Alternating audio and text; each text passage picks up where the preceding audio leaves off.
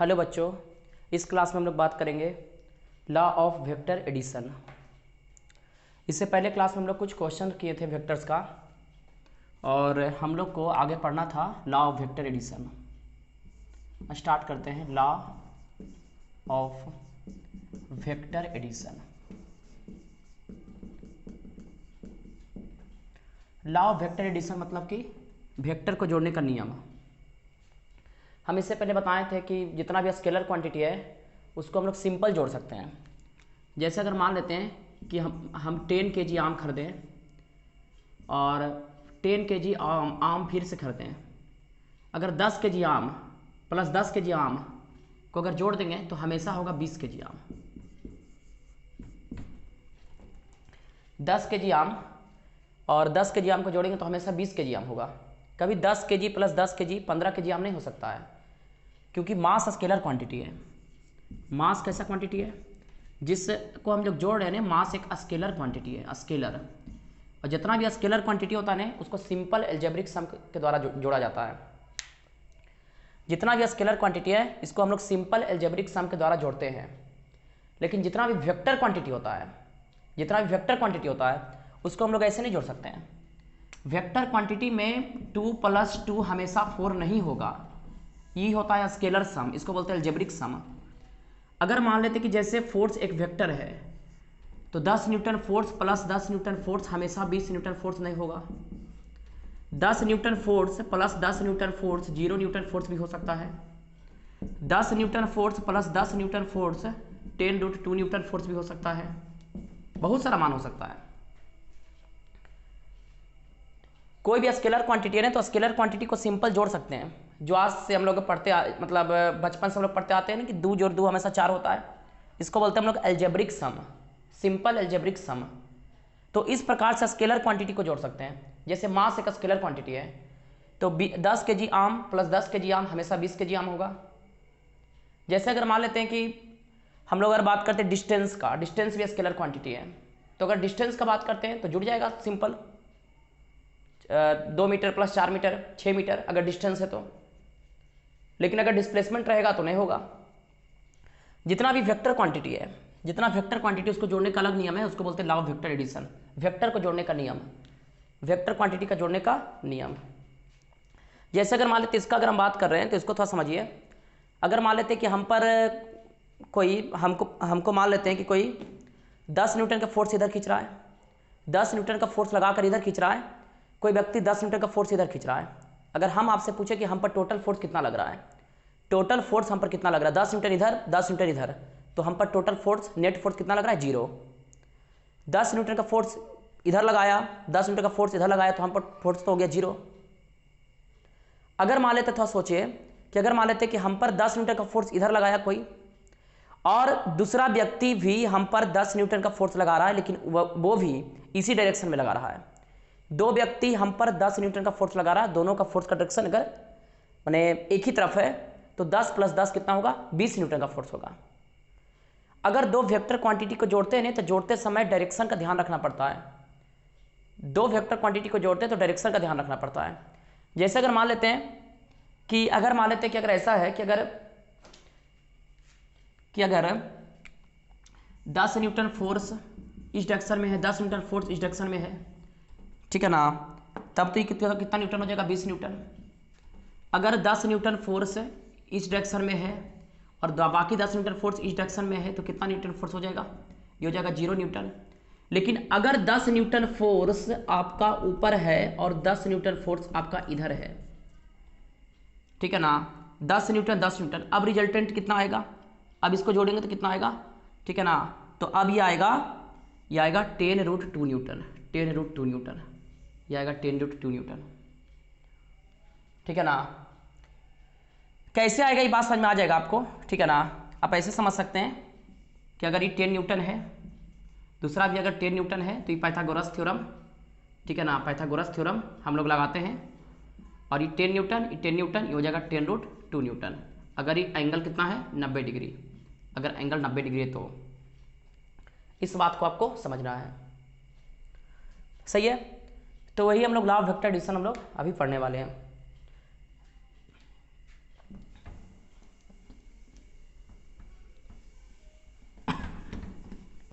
जैसे कुछ और बात को समझें तो आपको ज़्यादा समझ में आएगा, फिर तो हम लोग पढ़वे करेंगे स्टेटमेंट वगैरह। जैसे अगर मान लेते हैं कि हम ये 4 मीटर है, ये मान लेते हैं 3 मीटर है, 4 मीटर 3 मीटर को जोड़ रहे हैं, ये कितना होगा, ये होगा 5 मीटर। अगर एंगल कितना है 90 डिग्री, 4 मीटर और 3 मीटर को जोड़ेंगे तो कितना होगा 5 मीटर।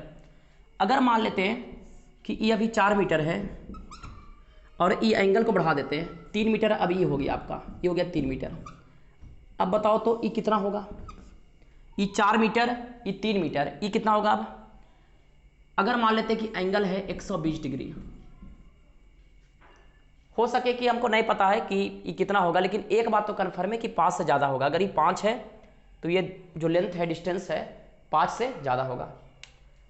अगर मान लेते हैं कि ये 4 मीटर है और ये मान लेते हैं, ठीक है ना, 3 मीटर है, ये 4 मीटर है और ये 3 मीटर है, तो ये और ज़्यादा होगा। अभी हम क्या करते हैं कि 4 मीटर है, 3 मीटर को एकदम इतना गिरा देते हैं, ये और बढ़ गया।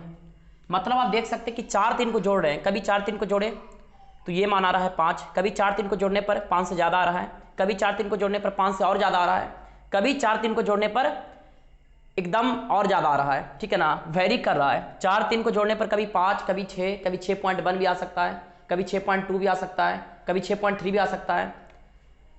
अगर मान लेते हैं कि अगर ये 4 है, 3 को पूरा ही गिरा देंगे, पूरा ही गिरा देंगे तो 4 3 कितना होगा 7 होगा। अब तो पता लग रहा है 4 3 7 होगा, मतलब कि 4 3 को जोड़ेंगे तो 7 से बड़ा मान नहीं आ सकता है।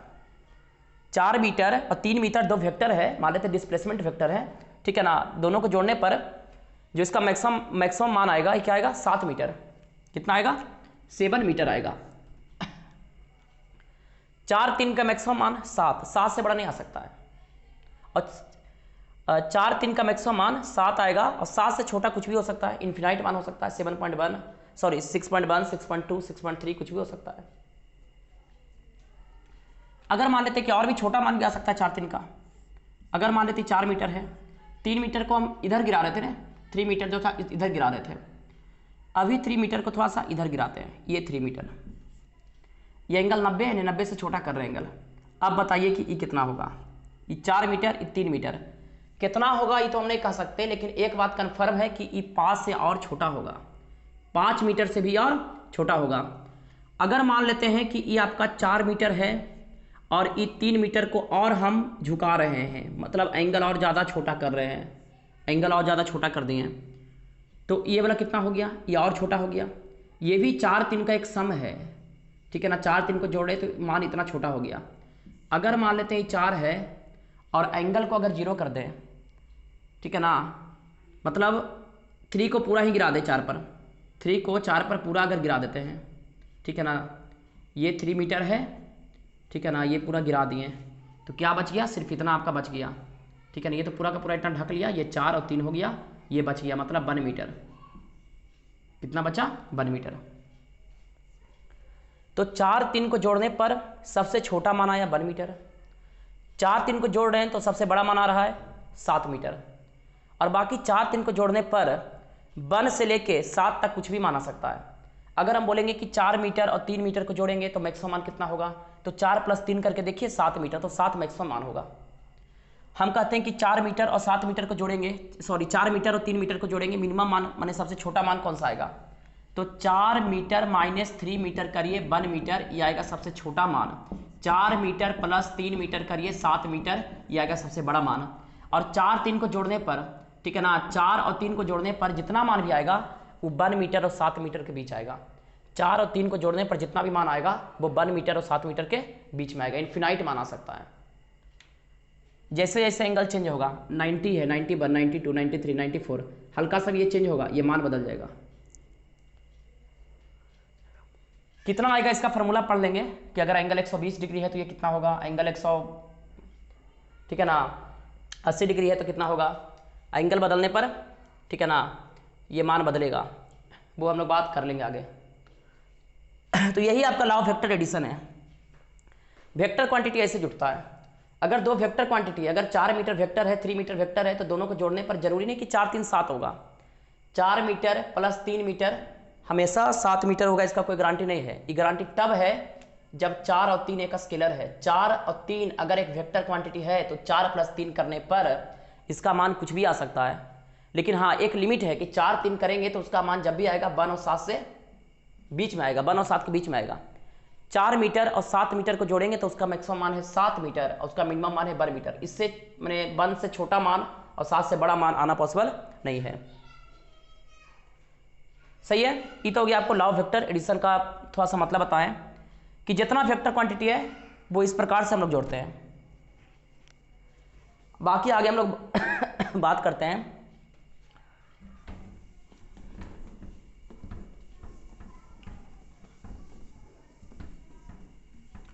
बाकी लॉ ऑफ वेक्टर एडिशन 3 होता है। कितना होता है? 3। पहला हम लोग बोलते हैं triangle law, triangle law of vector addition. दूसरा parallelogram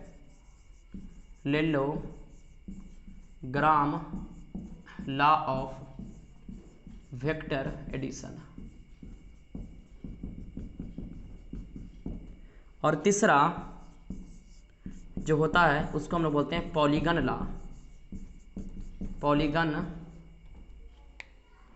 law of vector addition, polygon law of vector addition. 3 law होता है, ट्रायंगल लॉ, पैरेललोग्राम लॉ, इसके बाद पॉलीगन लॉ। सबसे पहले हम लोग पैरेललोग्राम लॉ को पढ़ेंगे और इसके बाद हम लोग समझने का कोशिश करेंगे ट्रायंगल लॉ, उसके बाद हम लोग पढ़ेंगे पॉलीगन लॉ। ट्रायंगल लॉ और पैरेललोग्राम लॉ जब पढ़ेंगे तो दोनों का फार्मूला सेम ही आएगा, फार्मूला दोनों का सेम ही आएगा, लेकिन दोनों लॉ अलग अलग है। ठीक है ना, दोनों का हम लोग को सीखना पड़ेगा, जानना पड़ेगा। कोई कोई क्वेश्चन में ट्रायंगल लॉ से बनाना आसान हो जाता है, कोई कोई क्वेश्चन पैरेललोग्राम लॉ से बनाना आसान हो जाता है। ठीक है ना, सबसे पहले पैरेललोग्राम लॉ पढ़ेंगे, उसके बाद ट्रायंगल लॉ पढ़ेंगे। ठीक है ना, इसको नोट करें और हेडिंग बनाएं, parallelogram law of vector addition.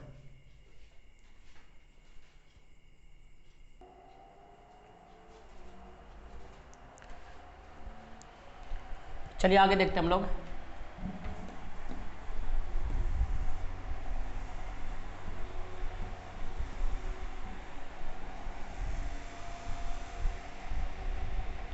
Parallelogram law of vector addition.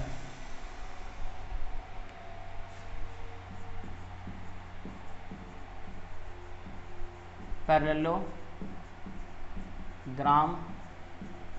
Law of vector addition.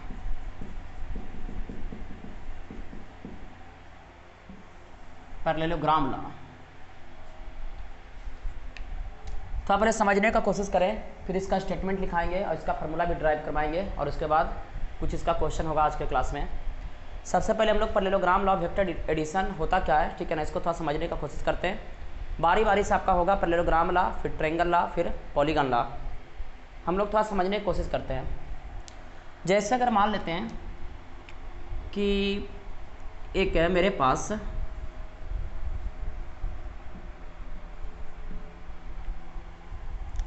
एक बॉक्स है 100 kg का।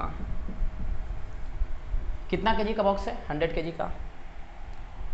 अब अगर मान लेते कि इस 100 kg का बॉक्स को डिस्प्लेस करवाना है इस डायरेक्शन में,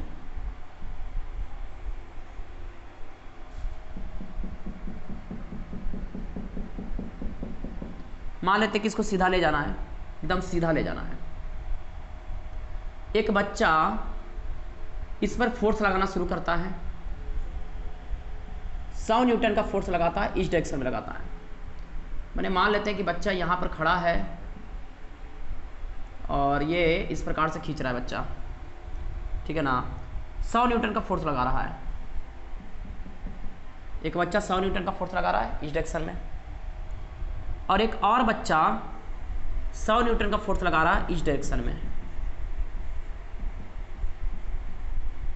ठीक है ना, 100 न्यूटन का फोर्स लगा रहा है इस डायरेक्शन में, सही है। इस बॉक्स को कहाँ ले जाना है, ठीक है ना, सीधा ले जाना है। दो बच्चा फोर्स लगाना शुरू करता है, एक बच्चा 100 न्यूटन का फोर्स लगाता है, दूसरा बच्चा भी 100 न्यूटन का फोर्स लगाता है। बताइए बॉक्स किधर जाएगा, बॉक्स कहीं जाएगा या बॉक्स कहीं जाएगा ही नहीं, ठीक है ना। बॉक्स अगर मान लेते हैं कि ये बच्चा सिर्फ इधर फोर्स लगाता तो बॉक्स इधर जाना चाहता, इधर जाता बॉक्स। ये बच्चा अगर इधर फोर्स लगाता तो बॉक्स इधर जाता, लेकिन दोनों फोर्स लगा रहा है। इस पर एक फोर्स का काम करता तो कोई दिक्कत नहीं था, लेकिन इस बॉक्स पर एक से ज़्यादा फोर्स काम कर रहा है, दो फोर्स काम कर रहा है एक ही समय में। तो दोनों फोर्स का जो रिजल्टेंट है, दोनों फोर्स का जो रिजल्ट है, एक second,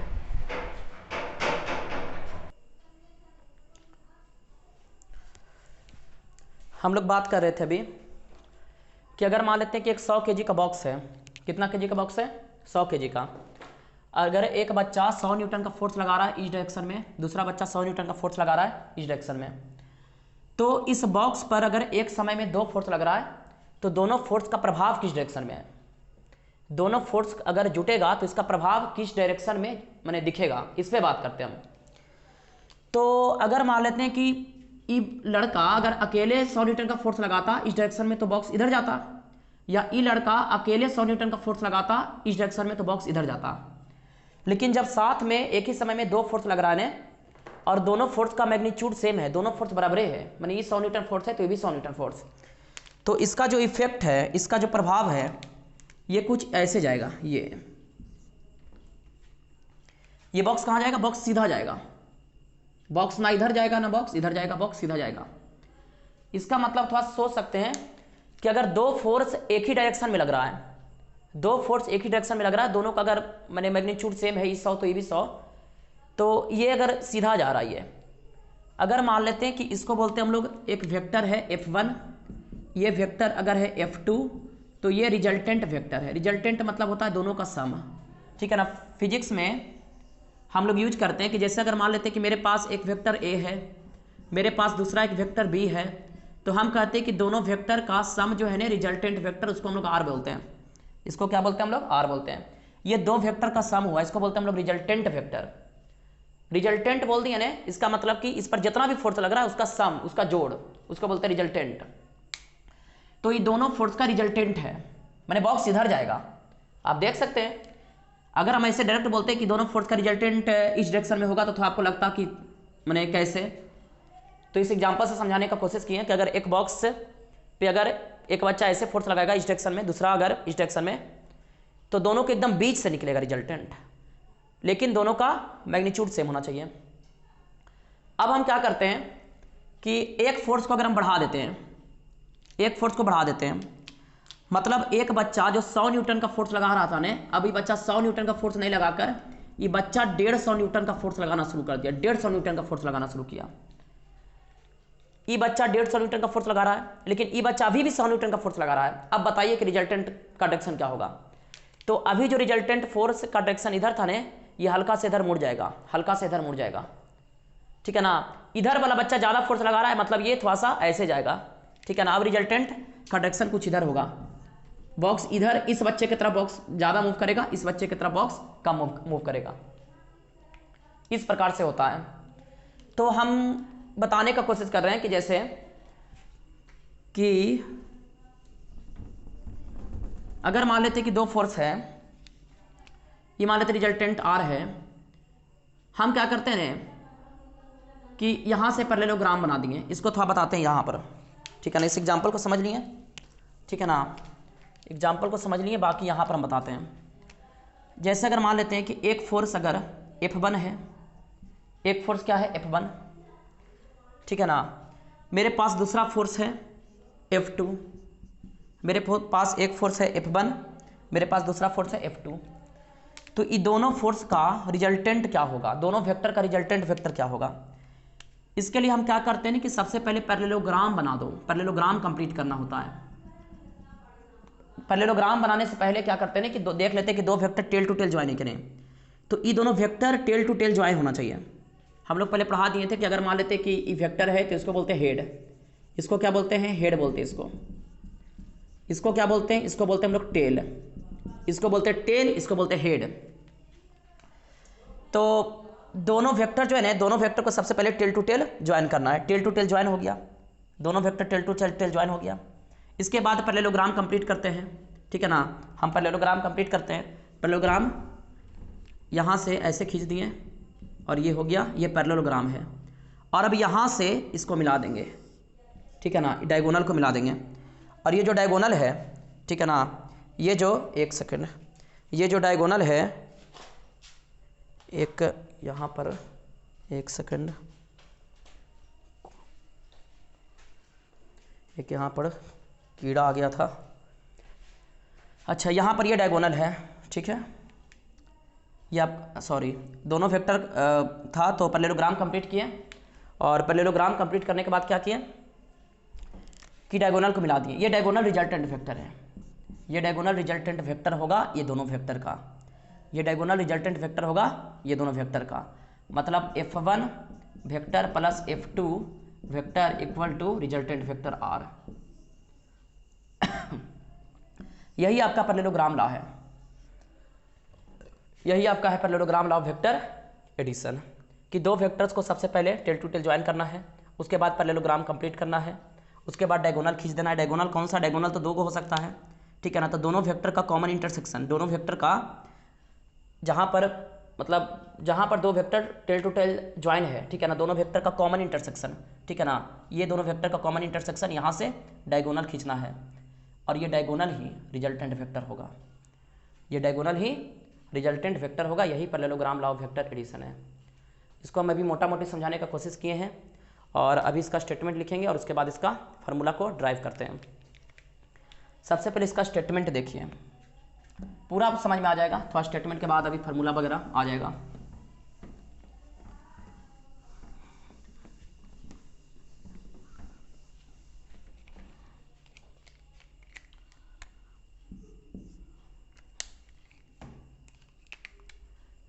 if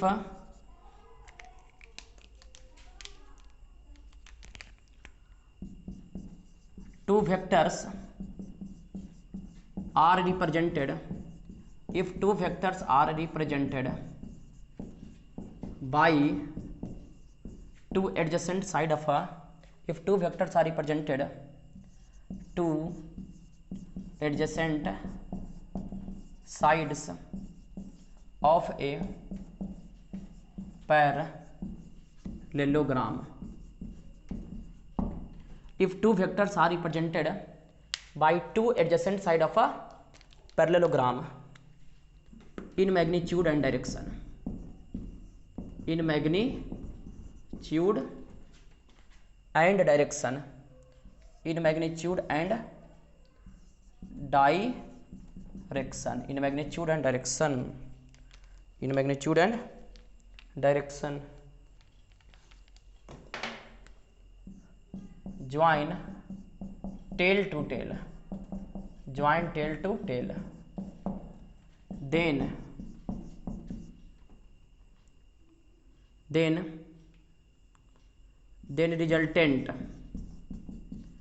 resultant is given, then resultant is given by its diagonal, its diagonal, then resultant is given by its diagonal in magnitude and direction, in magnitude and direction, in magnitude and direction, starting from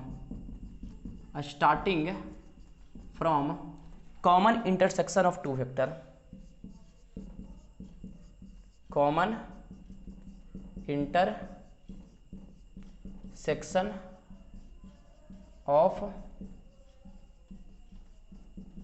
to vectors, common intersection of two vectors. अब देखिए समझिए क्या लिखें, ठीक है ना, if two vectors are represented, ठीक है ना, if two vectors are represented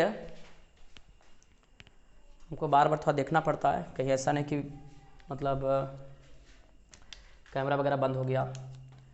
if two vectors are represented by two adjacent side of a parallelogram, ठीक है ना, दो वेक्टर जो रिप्रेजेंट है, कैसे रिप्रेजेंट है, एडजेसेंट का मतलब आपको पता होगा, पैरेललोग्राम का, ठीक है ना, एडजेसेंट साइड के रूप में दो वेक्टर्स रहना चाहिए। मान लेते हैं कि एक वेक्टर्स ए है, ठीक है, दूसरा वेक्टर्स बी है, दूसरा वेक्टर्स बी है, एक वेक्टर्स ए है और एक वेक्टर्स बी है। हम कहते हैं कि दोनों क्या है, दोनों वेक्टर्स एक पैरेललोग्राम का दो एडजेसेंट साइड है, एडजेसेंट माने बगल वाला साइड है, दोनों टेल टू टेल भी ज्वाइन है, ठीक है ना, दोनों टेल टू टेल ज्वाइन होना चाहिए, ज्वाइन टेल टू टेल।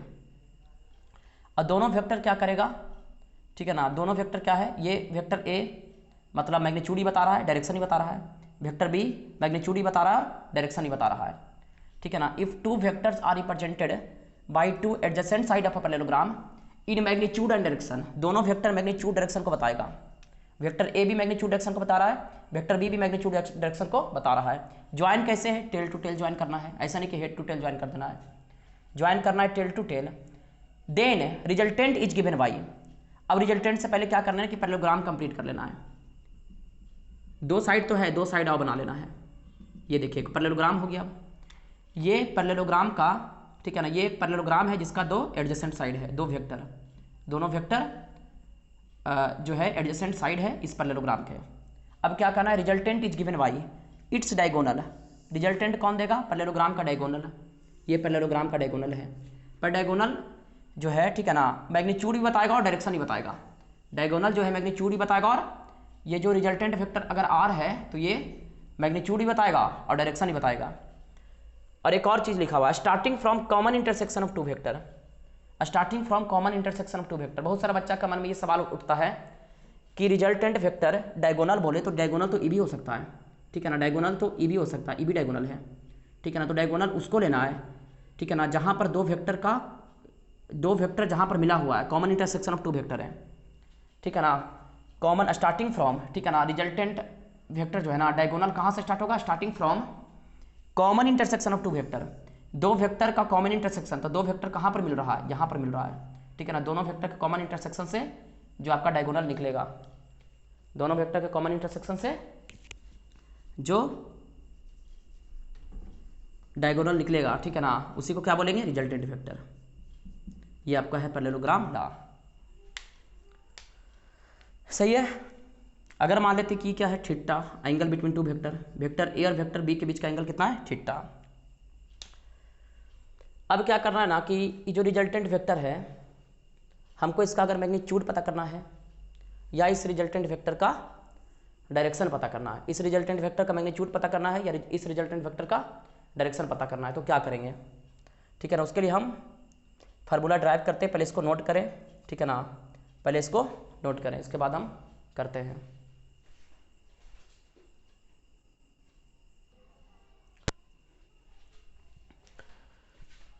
हो गया,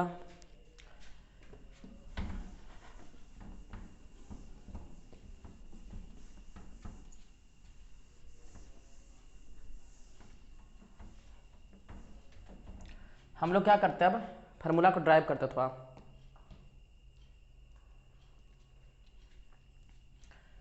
मान लेते कि मेरे पास एक वेक्टर ए है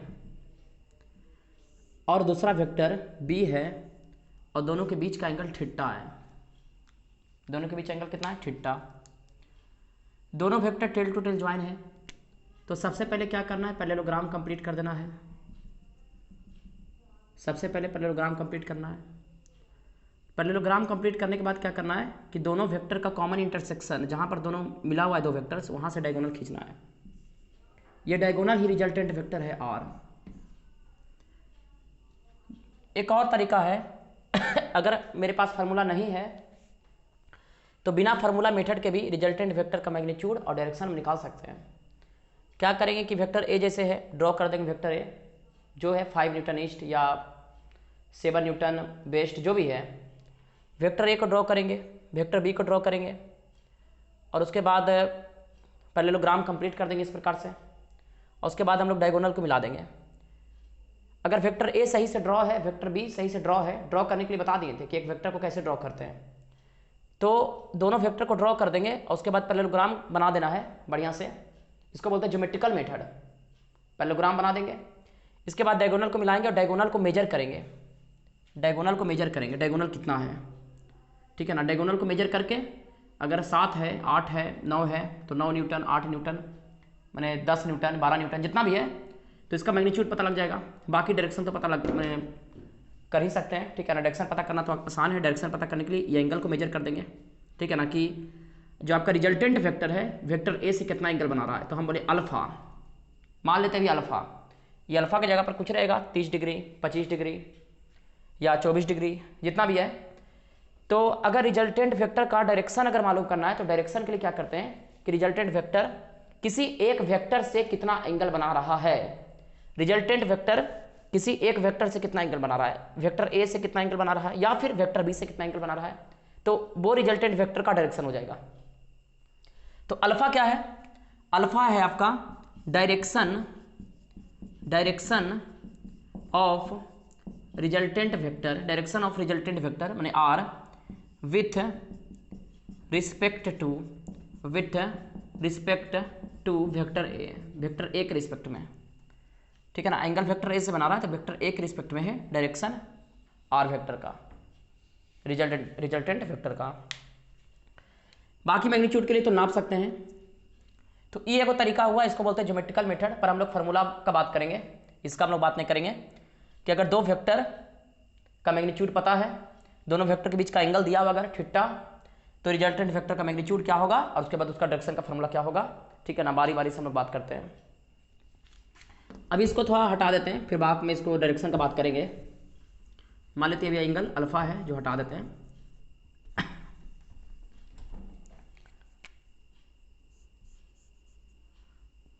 हम क्या करते हैं कि अगर हमको फार्मूला ड्राइव करना है, इसके लिए हम क्या करते हैं, यहाँ से परपेंडिकुलर खींच देते हैं और इसको आगे बढ़ा देते हैं परपेंडिकुलर। ये 90 डिग्री है, ये 90 डिग्री है।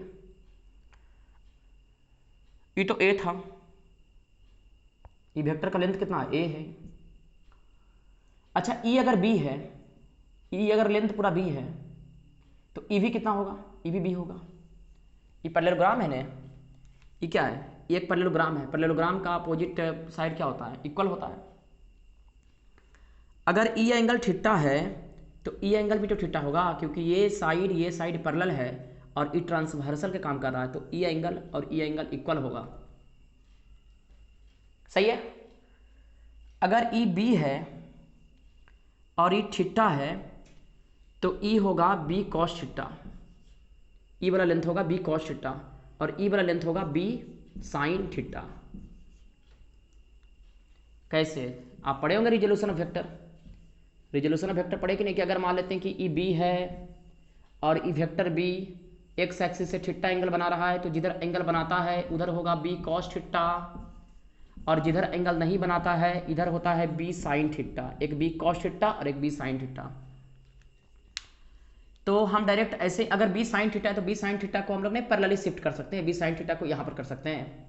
हम तो कहते हैं कि आप डायरेक्ट ऐसे ही याद रखें कि अगर मान लेते हैं कि ई अगर वेक्टर बी है और वेक्टर बी मैंने थीटा एंगल बना रहा है एक वेक्टर से या एक्स एक्सिस से, तो अगर ये बी है, ये थीटा है, तो इधर होगा बी कॉस थीटा और थीटा के सामने होगा बी साइन थीटा। एक ट्रायंगल में ही याद रखिएगा, अगर ये बी और ये थीटा तो इधर बी कॉस थीटा और सामने वाला बी साइन थीटा। तो उसे देखें ना ट्रायंगल, अगर ये बी है, ये थीटा है, तो इधर होगा बी कॉस थीटा और थीटा के सामने वाला होगा बी साइन थीटा, सही है। अब देखिए क्या करते हैं, अब इसको हम नाम दे देते हैं और इसको नाम दे देते हैं P, इसको देते हैं Q, इसको दे देते हैं R, ऐसे ही नाम दे दिए। तो हम क्या करते हैं कि in triangle PQR, triangle PQR में देखिए ट्रायंगल PQR में पाइथागोरस थ्योरम लगा सकते हैं कि नहीं, PQR में, इस ट्रायंगल में देखना है। ये तो आपका हो गया मतलब परपेंडिकुलर इसको मान लें, ये आपका 90 डिग्री है, ये हो गया हाइपोटेनस, ये हो गया बेस। तो नहीं हो जाएगा कि पी क्यू का square equal to Q R का स्क्वायर प्लस पी आर का स्क्वायर।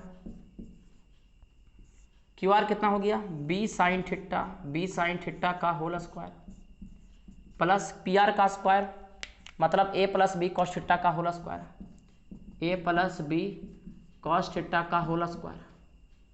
यहाँ क्या करिए कि इसको करिए B square sine square theta plus A plus B का होल स्क्वायर, मैंने फार्मूला लगाइए ए प्लस बी का होल स्क्वायर, ए का square plus B cos theta का होल स्क्वायर, मैंने B square cos square theta plus होगा 2a है तो a और ये हो गया b, तो हो गया b हो गया b कॉस थीटा।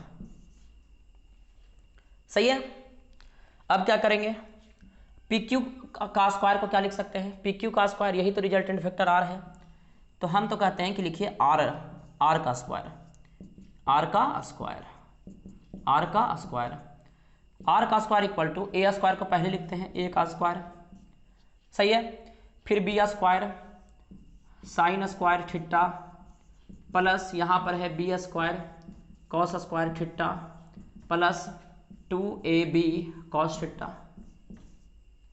सही है, ठीक है ना। इसके बाद क्या होगा, आर का स्क्वायर इक्वल टू ए का स्क्वायर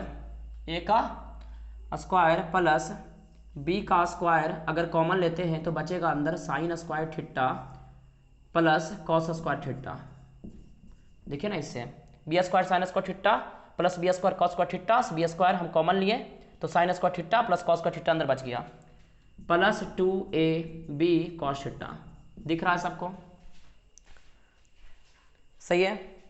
अब देखिए sign square theta plus cos square theta क्या होगा, बन, sign square theta plus cos square theta क्या होगा, बन हो जाएगा।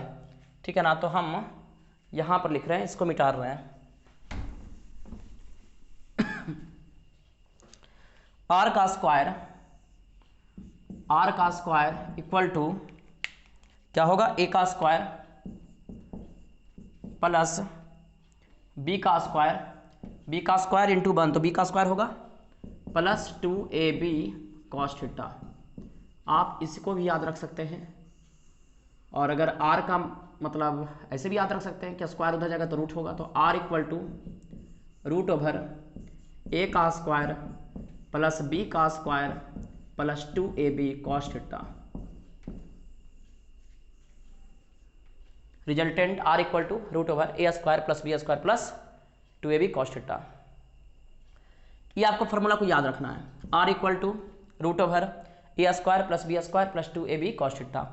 थीटा क्या है, थीटा यहां पर है angle between two vectors, angle between two vectors, vector कौन है दोनों, वेक्टर ए एंड बी, तो angle between vector A and vector B.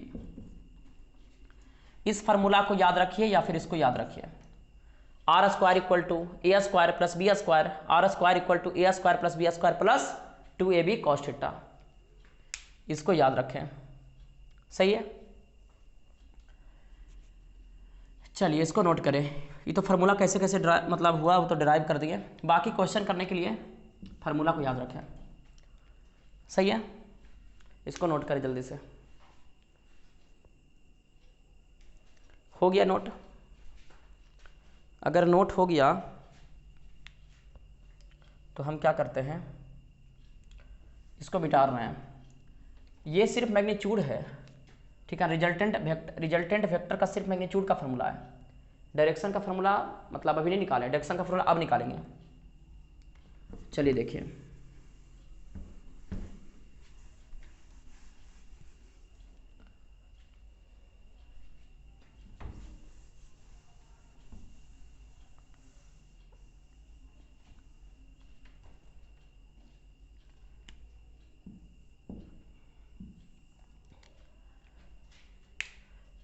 अगर मान लेते हैं हम क्या करते हैं कि जो ट्रायंगल दिख रहा है पी क्यू आर, इस ट्रायंगल के यहाँ पे लिख देते हैं निकाल कर, इस ट्रायंगल को बाहर, इस फिगर से मैंने इस ट्रायंगल पी क्यू आर को बाहर निकालते हैं।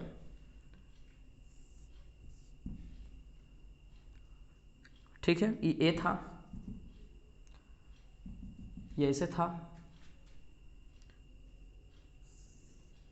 और ये इस प्रकार से था, ये 90 डिग्री था, ये मेरा आर था और ये लेंथ कितना है, ये B cos theta, B cos theta है।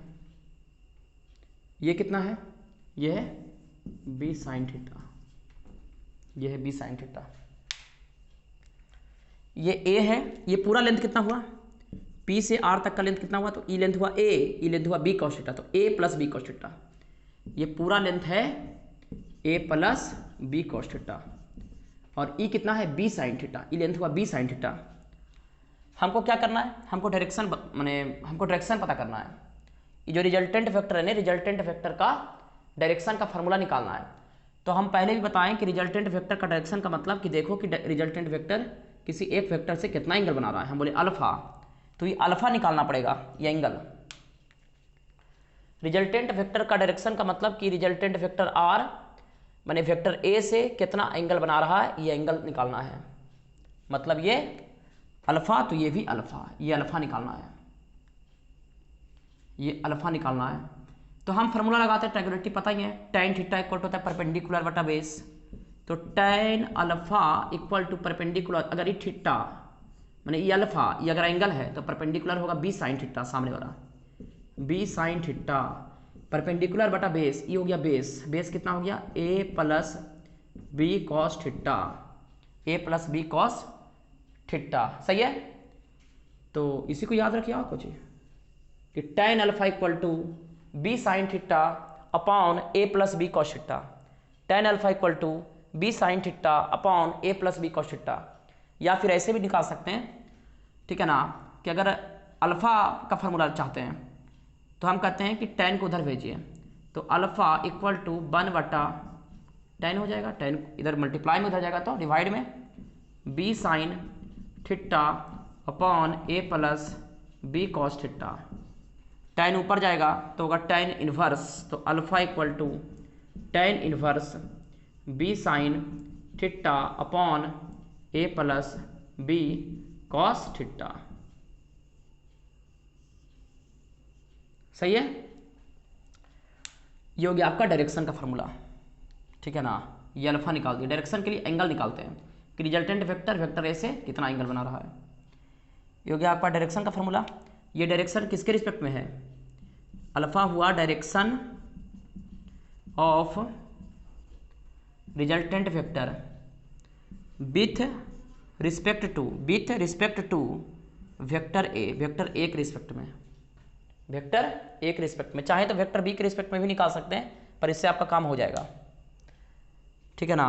चाहे तो वेक्टर बी के रिस्पेक्ट में भी निकाल सकते हैं कि resultant vector R vector B से कितना एंगल बना रहा है, ठीक है ना। इसको बीटा बोल सकते हैं, फिर tan बीटा इक्वल टू निकाल सकते हैं, पर उतना करने की जरूरत नहीं है, इससे आपका काम हो जाएगा, ठीक है। ये आपका डायरेक्शन का फॉर्मूला। और मैग्नीट्यूड का फॉर्मूला क्या था, मैग्नीट्यूड का फॉर्मूला था R equal to root over A का स्क्वायर प्लस बी का square plus 2ab cos theta. इसको एक रट ले फॉर्मूला, ठीक है ना, और एक फार्मूला इसको रट ले, इसको रट ले, कहानी खत्म। दो वेक्टर्स दिया हुआ है, अगर उसके बीच का एंगल दिया हुआ है तो मैग्नीट्यूड माने रिजल्टेंट का मैग्नीट्यूड का फार्मूला, रिजल्टेंट का डायरेक्शन का फार्मूला, इसको नोट करें। हो गया है।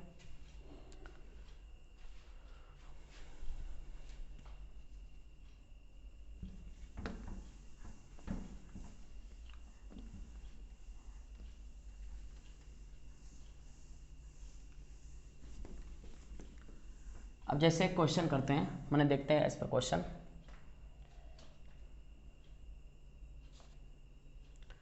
जैसे अगर मान लेते हैं कि मेरे पास एक वेक्टर जिसका मैग्नीट्यूड 10 न्यूटन है, दूसरा वेक्टर उसका भी मैग्नीट्यूड 10 न्यूटन है, बीच का एंगल है 60 डिग्री, बीच का एंगल 60 डिग्री है। तो रिजल्टेंट वेक्टर जो है, ठीक है ना, उसका मैग्नीट्यूड और डायरेक्शन निकालना है। हमको क्या पूछ रहा है, हमको पूछ रहा है कि जो रिजल्टेंट वेक्टर है उसका मैग्नीट्यूड और उसका डायरेक्शन। तो मैग्नीट्यूड का फॉर्मूला तो पता है, R equal to root over A का स्क्वायर प्लस बी का square plus 2ab cos theta. सही है। ए कितना है 10 न्यूटन, 10 का स्क्वायर 100। ठीक है, यूनिट लिखना चाहते हैं यूनिट भी लिख दे 100 न्यूटन स्क्वायर। बी कितना है 10, 10 का स्क्वायर 100 न्यूटन का square plus 2 into 10 Newton into 10 Newton और इंटू कॉस 60। कॉस 60 का मान कितना होता है 1/2, तो कॉस 60 का मान 1/2 होगा, तो 1/2 तो फिर कैंसिल हो जाएगा 2 से, तो 2 से कॉस 60 काट दिया। रूट ओवर 100 न्यूटन का स्क्वायर प्लस 100 न्यूटन का स्क्वायर प्लस 10 गुना 10 मैंने 100 और न्यूटन गुना न्यूटन, न्यूटन का स्क्वायर मैंने रूट ओवर 300 न्यूटन का स्क्वायर। तो नहीं लिख सकते हैं कि 100 गुना 3 300 को और न्यूटन का स्क्वायर। सही है, तो 100 को बाहर निकालिए 10√3 आओ कुछ न्यूटन। ये हो गया रिजल्टेंट, ये हो गया आपका रिजल्टेंट का मैग्नीट्यूड। अगर डायरेक्शन पता करना है तो डायरेक्शन का फॉर्मूला लगाना है। उसके लिए देखिए क्या करेंगे, मेरे पास एक वेक्टर है 10 न्यूटन, दूसरा वेक्टर भी है 10 न्यूटन, बीच का एंगल कितना है 60 डिग्री। सबसे पहले पैरेललोग्राम कंप्लीट कर लेना है, यहाँ से डायगोनल खींच देना है, ये डायगोनल ही रिजल्टेंट वेक्टर होगा, डायगोनल ही रिजल्टेंट वेक्टर होगा। और देखना है कि ये जो डायगोनल है, ये जो रिजल्टेंट वेक्टर है, इस वेक्टर से कितना एंगल बना रहा है, हम बोल देते हैं अल्फा। तो tan अल्फा का फॉर्मूला लगाइए, ये अल्फा ही तो निकालना है कि एंगल कितना है, तो tan अल्फा का फॉर्मूला होता ही है b साइन थीटा बटा a plus b cos theta. सही है, ठीक है ना। तो tan alpha equal to b कितना है 10 न्यूटन, हमको लगता है हम उधर लिखते हैं, ठीक है ना। tan alpha equal to b कितना है 10 न्यूटन, साइन थीटा की जगह पर 60, साइन 60 का मान होता है √3/2 बटा यहाँ पर a है, a मैंने 10 न्यूटन प्लस b का मतलब भी 10 न्यूटन और cos 60, cos थीटा तो 60 है, cos 60 का मान कितना होता है 1/2, ये हो जाएगा 5 न्यूटन, ये हो जाएगा 5। तो tan alpha equal to 5√3 newton. सही है, 5√3 न्यूटन प्लस 15 न्यूटन, न्यूटन से न्यूटन कैंसर, 5 दिया 15, मैंने tan अल्फा इक्वल टू कितना हुआ, ठीक है ना, ऊपर √3 और नीचे 3, ठीक है ना। तो हम क्या करेंगे, यहाँ देखें tan अल्फा इक्वल टू √3 से 3 कैंसर हो गया, नहीं √3 बार में, कितना बार में √3 बार में, tan अल्फा इक्वल टू 1/√3। तो अल्फा की जगह पर क्या पुट करें, ताकि tan अल्फा का मान 1/√3, ठीक है ना। तो alpha equal to 30 degree, alpha equal to 30 degree, 30 put करेंगे तो tan 30 का मान होता है 1/√3, ठीक है ना। तो ये निकल गया अल्फा इक्वल टू 30 डिग्री, मतलब कि ये जो रिजल्टेंट वेक्टर आर है, रिजल्टेंट वेक्टर, ठीक है ना, इस वेक्टर से 30 डिग्री का एंगल बना रहा है। ये रिजल्टेंट वेक्टर आर इस वेक्टर से 30 डिग्री का एंगल बना रहा है, यही डायरेक्शन है। डायरेक्शन के लिए हम एंगल ही निकालते हैं। अगर रिजल्टेंट वेक्टर का डायरेक्शन पता करना है तो रिजल्टेंट वेक्टर देखते हैं कि इस वेक्टर से कितना एंगल पर है, यही डायरेक्शन है उसका। रिजल्टेंट वेक्टर ए से कितना एंगल पर है, ये करते हैं। सही है, तो इस तरह से फार्मूला लगाना है, ठीक है ना, दोनों फार्मूला को, जहाँ पर, ठीक है ना, क्वेश्चन आएगा। और बाकी क्वेश्चन हमको करवाना है पर इस वीडियो में नहीं, ठीक है ना, अगले क्लास में सिर्फ क्वेश्चन हो जाएगा, ठीक है ना। या मतलब सिर्फ क्वेश्चन तो नहीं होगा, क्वेश्चन अभी लंबा बहुत सारा होगा, तो ये अच्छा ज़्यादा रहेगा कि पहले ट्रायंगल लॉ पढ़ा दें और पॉलीगॉन लॉ का भी पढ़ा ही दें। तो कुछ क्वेश्चन करवा देंगे, 3-4 क्वेश्चन 5 क्वेश्चन करवा देंगे, और उसके बाद फिर ट्रायंगल लॉ और पॉलीगॉन लॉ को पढ़ा दें। उसके बाद फिर कुछ अच्छा क्वेश्चन को हम लोग लेंगे, ठीक है ना, जो कंपटीशन एग्जाम में पूछा हुआ है उसको भी करेंगे। तो इसको नोट करें, और थ्योरी को रिवीजन करें, स्टार्टिंग से करें, स्टार्टिंग से वेक्टर का जितना कॉन्सेप्ट है, जितना चीज़ पढ़ा है स्टार्टिंग से एक बार रिवीजन कर लें, ठीक है ना। उसके बाद आगे कुछ क्वेश्चन होगा, उसके बाद फिर ट्रायंगल और पॉलीगन होगा। तो मिलते हैं नेक्स्ट क्लास में।